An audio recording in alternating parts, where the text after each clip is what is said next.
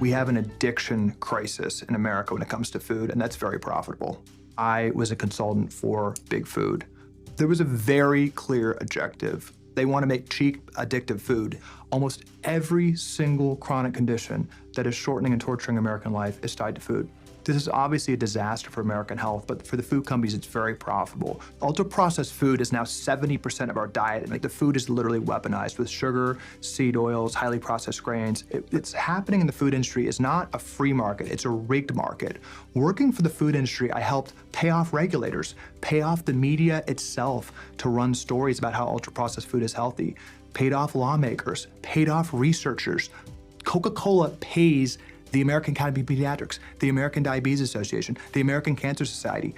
We did that in spades, millions of dollars to groups that would do that for us. So we just went down the list of institutions Americans trust and tried to get them money. That was my job. Humans are born with an innate sense of what's good for us, and that is being taken away by the food industry. Hired all the scientists in the 1980s from the tobacco companies. The tobacco companies, as smoking went down, actually started buying Nabisco and Kraft and shifting their scientists over.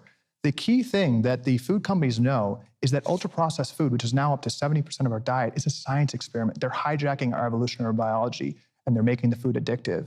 And working for the food companies, the first part of the devil bargain is making that food normalized. So we paid the USDA advisors. 95% of the folks that make our nutrition guidelines are directly paid for by food companies. That means the USDA recommends added sugar for 2-year-olds. They say up to 10% of a 2-year-old's diet should be added sugar. We pay the lawmakers themselves. We pay the regulatory agencies. Literally, the American Diabetes Association, which sets the standard of care for diabetes, accepts money from Coca-Cola. So we normalize this addiction crisis. When you do a brain scan of a person eating ultra-processed food, it fits all the criteria for addiction, and we've gotten people addicted. Okay, so let me get this straight. You're saying that the major beverage companies, food companies, all of them, are bribing the scientists, bribing the regulatory agencies to endorse their formulas, their ingredients for food, to say that they're good, say that they're okay. And in fact, those ingredients are meant to addict people to the foods that they're selling. It's the express purpose. I was shocked as a junior employee to see a list of names of professors from Harvard, from Tufts Nutrition School, from Stanford. And as a junior employee working for the food companies as a consultant, I steered money to those schools.